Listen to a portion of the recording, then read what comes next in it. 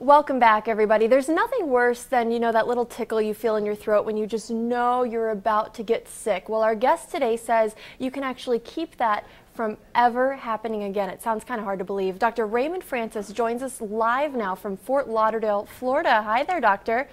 Hey, how are you? Good, good. I'm so glad we could make this work out. So you have this book that's called Never Be Sick Again, and that sounds amazing, but it's hard to believe. Well, it may be hard to believe because we don't experience that, but it's true. And the thing is this, here's what people need to know. The technology exists to not be sick. The information we already have is sufficient to prevent and reverse this epidemic of chronic disease that we have in America. And as you pointed out, you don't even have to have a cold.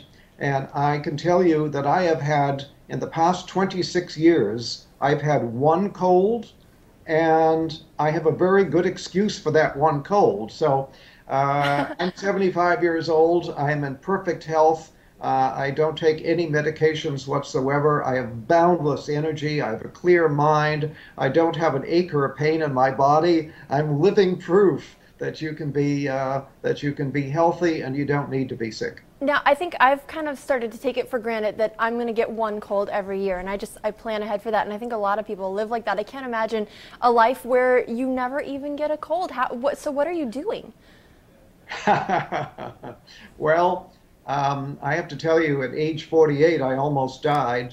My death was a medical certainty, and I had to use my own knowledge of biochemistry to save my life and then to restore my health.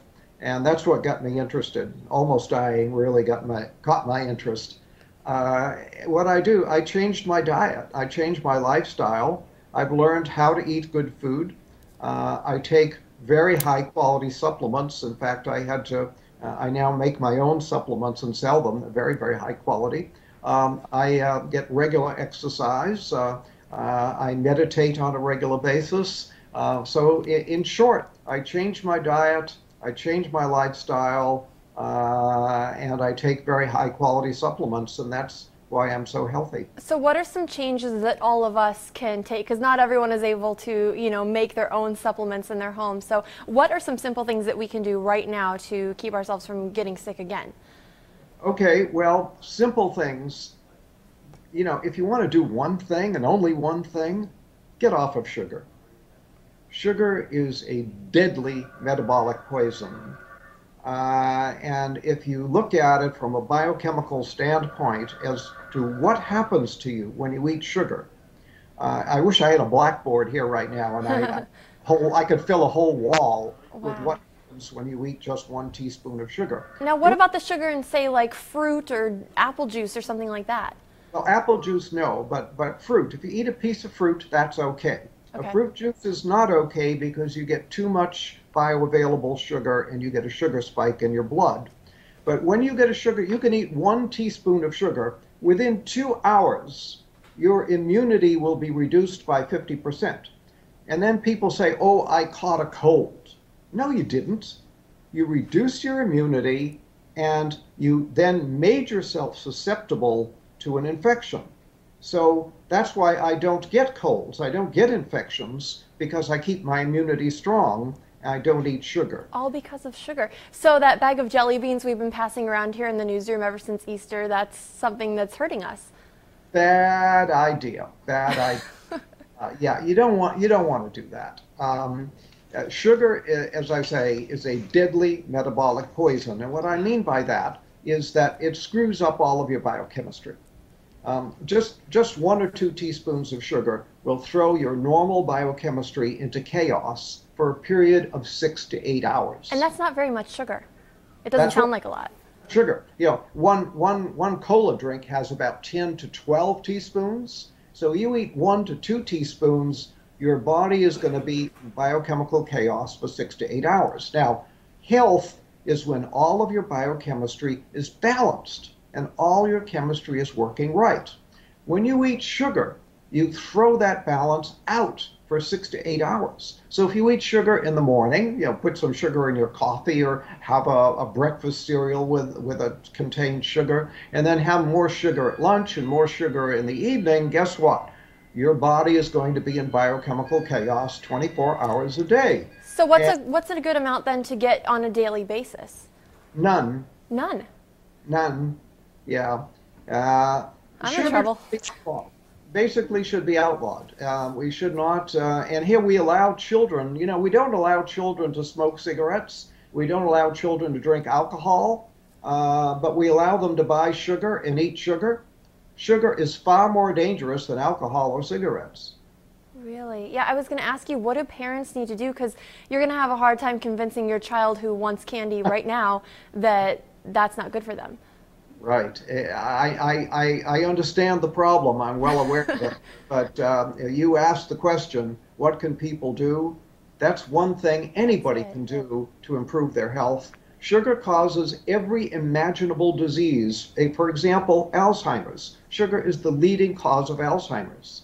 Sugar is a major cause of cancer, a major cause of heart disease, a major cause of diabetes. This is, it's a major cause of colds and flu. Sugar is a deadly metabolic poison. Get off of it. Now, let me ask you, how did you come to this understanding of sugar? Because if it's so bad, why aren't we hearing about this all over the place? A lot of, my doctors never told me not to eat sugar. Yeah, well, nobody ever told your doctor, and your doctor is not doing the research to find out. And the sugar industry spends so much money on campaign contributions to members of Congress that sugar is actually subsidized in America. It should be outlawed, and it's subsidized. Wow, and it's hard to convince people not to eat it because it tastes so good. That's why we all love it, Now, it does taste good. I want to ask you, how does this all apply to allergies? I'm actually fighting some allergies right now. I don't know if you can tell, but I feel a little bit sick on a daily basis, and it's because of allergies, not a cold. Can you affect allergies this way as well? Absolutely. Sugar screws up all of your biochemistry. Health is when all of your biochemistry is running smoothly. When you screw it up, you're going to get diseased, and allergies are just one manifestation of disease. So yes, you can even help allergies by getting off of sugar. What are some of the misconceptions you think then that people have about health and about staying healthy? Because a lot of people feel like I'm working out, I'm counting calories, I'm going to be fine. And it sounds like there's more to it than that. There's a lot more to it than that. And that's why I wrote my book, Never Be Sick Again. And really, everybody should read Never Be Sick Again because it tells you all this stuff. And it tells you how to stay well. It tells you how I got sick and how I got well and how you stay well. But basically, it's all comes down to the cells. We're all made of these little little microscopic units of life called cells. And we started life as one cell in our mother. The average person is now somewhere around 75 trillion cells. 75 trillion, that's a lot. But it all comes down to if every cell is working the way it's supposed to, you can't be sick. Gotcha. The only way to be sick is when a large number of cells malfunction. So your job is to keep all your cells functioning properly. Well, how do you do that? Very simple.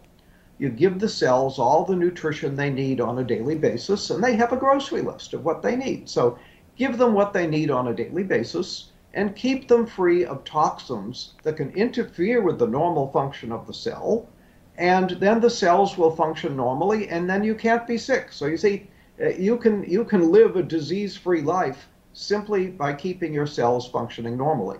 It sounds so simple when you say it. We do need to take a quick break. We have so much more to talk about. You actually wrote an entire book just on cancer, and I know a lot of people are going to be really interested to hear what you have to say on that. So we're going to take a quick break. Again, the title of the book, Never Be Sick Again. We'll be right back.